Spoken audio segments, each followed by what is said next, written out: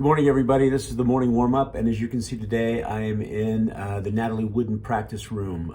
This actually is at my house, and we practice here on a regular basis. This band that I've been with since 1999, we tour, we play out, we do all kinds of fun stuff. In fact, this summer we toured England, and one of the things that we do so well, and we do it consistently, is we practice. And the reason why we practice is because when we play shows, when we get out there on stage, we want to sound the best that we can. And I think sometimes as we get older in life and whatever it is that our skills are, whatever it is that we're doing, we forget to practice. We forget to do things consistently.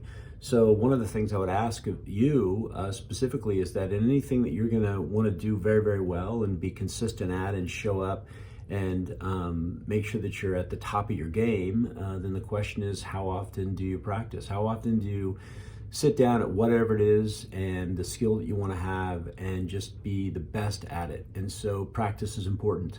It's something that we do as young people when we're in school, or sports. We practice all the time. When I remember when my son was playing soccer, he's like, "Dad, why so many practices? There's not a lot of games, but there's so many practices." I said, "Right, because when the game's on, you want to be the best you can be."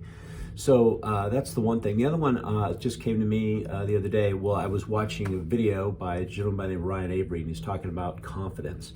And he does an exercise in there that I found to be really interesting. What he does is he has you in your mind bring up somebody that you feel or you think is highly confident, right? So, and then he says, write down the 3 top attributes to their confidence, or why you think they're so confident. What is it about them that makes you think they're so confident? Just write down 3 things. So you write those 3 things down. I would challenge you to do this. Write those 3 things down. And then what you'll find is when you look at those 3 things, those are exactly the things you need to be confident.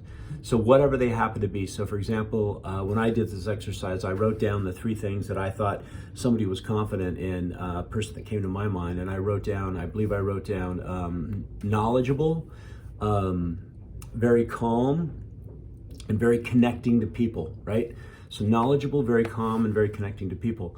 And so those, funny enough, those are the 3 things if I'm gonna get out and teach, or if I'm gonna get out and play music or whatever, I have to have those 3 things. So knowledge means that I have to really understand what it is that I'm either talking or speaking on or delivering.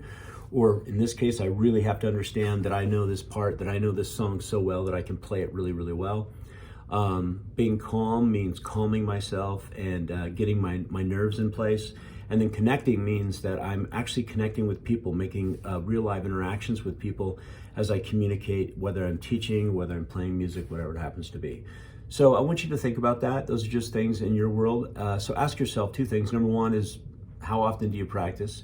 And number 2 is that if you want to be really competent at something and really confident at something, how often are you doing this thing? Consistently, right? That's the key, is being consistent.